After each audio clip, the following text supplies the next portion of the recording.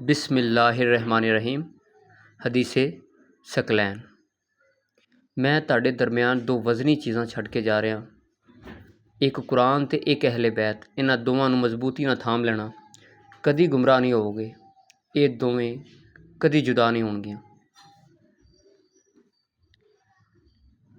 ایک سائڈ تے حضرت محمد صلی اللہ علیہ وسلم نبی نے صلی اللہ علیہ وسلم، دوسری سائڈ تے اصل امام جڑے 12 امام نے، مولا علی علیہ السلام، مولا حسن علیہ السلام، مولا حسین علیہ السلام، مولا زین العابدین علیہ السلام، مولا محمد باقر علیہ السلام، مولا جعفر صادق علیہ السلام، مولا موسیٰ کاظم علیہ السلام، مولا علی رضا علیہ السلام، مولا محمد تقی علیہ السلام، مولا علی نقی علیہ السلام، مولا حسن عسکری علیہ السلام، مولا مہدی علیہ السلام۔ اے ہیں 12 امام، ٹھیک ہے، جڑے کہ سید نے، جڑے کہ آل رسول صلی اللہ علیہ وسلم نے۔ دوسری سائڈ تے غیر سید نے، ٹھیک ہے، غیر صحابہ نے، آل رسول بھی نہیں ہیں۔ یہ سب آپ صلی اللہ علیہ وسلم تو تقریباً کوئی 70 سال بعد، 80 سال بعد، 150 سال بعد دنیا دے آئے نے، ٹھیک ہے۔ انہاں وچ شاگردی جڑی کیتی نا، جناب ابو حنیفہ نے صرف شاگردی کیتی امام جعفر صادق علیہ السلام دی صرف 2 سال، باقی ہور بھی انہاں دے کافی استاد نے، 3-4 استاد نے۔ اگوں انہاں تو بعد شافعی نے، مالک نے، حنبل نے، ٹھیک ہے۔ انہاں نے کسی نے بھی شاگردی نہیں کیتی اہل بیت دی، کسی نے بھی شاگردی نہیں کیتی۔ انہاں دے یہ شاگرد استاد جڑے نے ہور نے، وہ غیر سید نے، یعنی کہ انہاں غیر سیداں کو دین لیا سارے دا سارا، وہی انہاں دے استاد نے۔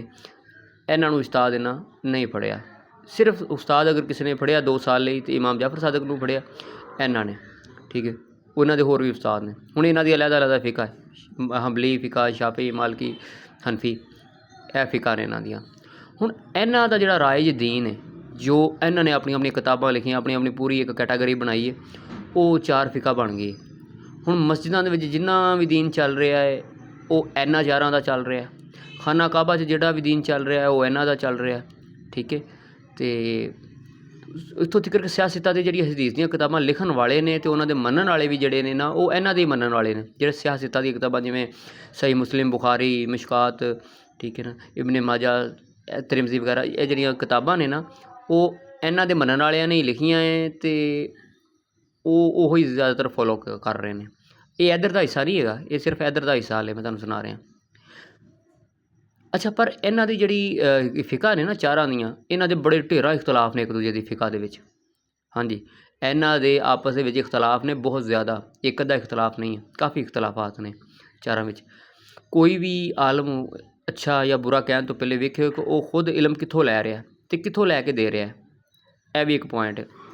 ہن ادھر والی سائڈ تے مسجداں دے وچ دین انہاں دا نہیں ہے جی، جے کتاباں انہاں لکھیاں نے، اے اگر امام بنے نے یا ہے نے، انہاں نے کتاباں لکھیاں دین دیاں، انہاں نے کوئی ترتیب لوگاں نوں سیٹ کیتی ہے تے انہاں بھی تے ساری عمر دین ہی دیتا، انہاں کی کیتا ہے؟ انہاں دی تعلیم کدھر گئی؟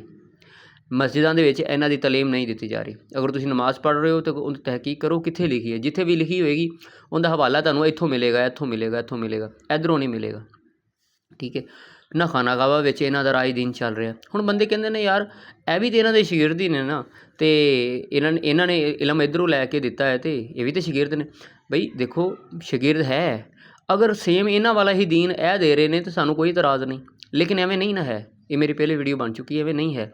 اے جڑا دین دے رہے ہیں انہاں دے الٹ دے رہے نے، ورنہ مینوں ثابت کر کے وکھانا، تسی انہاں دے مطابق بھی جڑے عبادت دے طریقے نے وہ بھی چیک کر لینا، انہاں دے مطابق بھی چیک کر لینا، فرق ہے، تجربہ کر لینا، گلاں کیڑی گل ہوندی۔ اچھا، یہ جڑے تمام مولا علی علیہ السلام دی اولاد وچوں نے، آل رسول صلی اللہ علیہ وسلم نے، انہاں دی تعلیمات چ کوئی اختلافات نہیں، جدکہ ادھر 4 دی آپس چ اختلافات نے گلاں دے وچ، انہاں دے سارے دے ایک ہی ہے، جو پہلے نے فرمایا وہی آخری نے فرمایا، جو درمیان والے نے وہ سب دی ایک ہے، انہاں اختلافات نہیں، اے سارے مولا علی علیہ السلام دی اولاد چوں نے، ٹھیک ہے۔ انہاں دے وچ یہ نہیں ہے کوئی سلسلہ ٹوٹیا نہیں، جدکہ اے جڑے 4 نے نا، یہ دور دور دی رشتہ داری انہاں دی، رشتہ داری بھی کتھوں ہوئی، مطلب یہ اپنی اولاد دے وچوں نہیں ہے، یہ مطلب اے ہور خاندان دے نے، اے ہور نے، یہ اس طرح سلسلہ ہے، جدکہ اے ایک ہی خاندان ہے، آل رسول ہے۔ جڑے درود و سلام لوگ پڑھتے ہیں وہ انہاں تے تے جاندا ہے سارے دا، انہاں دے اگر درود و سلام نہ بھیجیے، انہاں نوں سچا نہ کہیے، تہاڈی عبادت کوئی قبول نہیں ہوندی۔ لیکن انہاں دا دین مسجداں چ رائج نہیں، خانہ کعبہ چ انہاں دا دین رائج نہیں ہے، ٹھیک ہے۔ انہاں تو جڑا دین لیندے نے نا، ਉਹੀ ਅਸਲ ਦੇ ਵਿੱਚ ਹਦੀਸ ਸਕਲੈਨ ਦੀ ਇੱਜ਼ਤ ਕਰਦੇ ਨੇ, ਉਹੀ ਹਦੀਸ ਸਕਲੈਨ ਦੇ ਕਾਇਮ ਨੇ ਜਿਹੜੇ ਦੀਨ ਇੱਧਰੋਂ ਲੈ ਰਹੇ ਨੇ। ਅਤੇ ਮਾਜ਼ਰਤ ਨਾਲ ਜਿਹੜੇ ਦੀਨ ਇੱਧਰੋਂ ਲੈ ਰਹੇ ਨੇ ਉਹ ਹਦੀਸ ਸਕਲੈਨ ਨੂੰ ਪੂਰਾ ਨਹੀਂ ਉਤਰ ਰਹੇ ਹੁੰਦੇ। ਦੇ ਮੁਤਾਬਕ ਅਗਰ ਹਦੀਸ ਸਕਲੈਨ 'ਤੇ ਪੂਰਾ ਉਤਰ ਰਹੇ ਹੁੰਦੇ ਤਾਂ ਦੀਨ ਟੋਟਲ ਦਾ ਟੋਟਲ ਇੱਧਰੋਂ ਲੈਂਦੇ। ਨਬੀ ਪਾਕ ਸੱਲੱਲਾਹੁ ਅਲੈਹਿ ਵਸੱਲਮ ਦਾ ਇਹ ਫਰਮਾਨ ਤਾਂ ਹੈ ਹੀ ਨਹੀਂ ਹੈ ਕਿ ਦੀਨ ਹੋਰ ਪਾਸਿਓਂ ਵੀ ਕਿਤੋਂ ਲੈ ਲਓ। ਉਹਨਾਂ ਦਾ ਤਾਂ ਫਰਮਾਨ ਹੈ ਇਹੋ ਹੀ ਸਿਰਾਤੇ ਮੁਸਤਕੀਮ ਨੇ, ਇਹੋ ਹੀ ਅੱਲਾ ਦੀ ਰੱਸੀ ਨੇ, ਠੀਕ ਹੈ, ਇਹੋ ਹੀ ਅੱਲਾ ਦੀ ਰੱਸੀ ਨੇ, ਦੀਨ ਇੱਥੋਂ ਲੈਣਾ ਜੀ, ਕਦੀ ਗੁੰਮਰਾਹ ਨਹੀਂ ਹੋਵੋਗੇ। ਪਤਾ ਲੱਗਾ ਅਗਰ ਕਿਸੇ ਹੋਰ ਪਾਸੋਂ ਲਓਗੇ ਤਾਂ ਗੁੰਮਰਾਹੀ ਦੇ ਚਾਂਸਸ ਹੈ ਨੇ। ਅਤੇ ਜਿਹੜਾ ਕਵੇ ਨਹੀਂ ਜੀ ਗੁੰਮਰਾਹੀ ਦੇ, ਅਤੇ ਫਿਰ ਤੁਸੀਂ ਇੱਕ ਕਿੱਥੋਂ?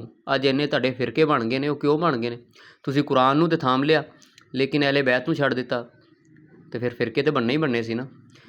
ਕਾਸ਼ ਅਗਰ ਕੋਈ ਬੰਦਾ ਇੱਥੇ ਰਿਹਾ ਹੁੰਦਾ ਨਾ ਅਤੇ ਫਿਰ ਇਹ ਫਿਰਕੇ ਨਹੀਂ ਸੀ ਇੰਨੇ ਬਣਨੇ, ਅਤੇ ਇੱਕ ਗੱਲ ਰਹਿਣੀ ਸੀ। ਬਾਕੀ ਆਪਣੀ ਆਪਣੀ ਸਮਝ ਹੈ। ਤੁਸੀਂ ਵੀ ਉਹੀ ਗੱਲ ਕਿ ਜੰਗਲ 'ਚ ਤਾਂ ਰਹਿੰਦੇ ਨਹੀਂ, ਇਹ ਤੁਹਾਨੂੰ ਵੀ ਪਤਾ ਲੱਗ ਰਿਹਾ ਕਿ ਇਹ ਹਦੀਸ ਹੈ ਨਬੀ ਪਾਕ ਸੱਲੱਲਾਹੁ ਅਲੈਹਿ ਵਸੱਲਮ ਦੀ। ਹੁਣ ਜਿਹੜਾ ਇਹਨਾਂ ਦੇ ਮੰਨਣ ਵਾਲਾ ਉਹ ਹੀ ਹਦੀਸ ਸਕਲੈਨ 'ਤੇ ਕਾਇਮ ਹੈ, ਜਿਹੜਾ ਇਹਨਾਂ ਨੂੰ ਛੱਡ ਕੇ ਹੋਰ ਪਾਸੇ ਜਾਂਦਾ ਹੈ।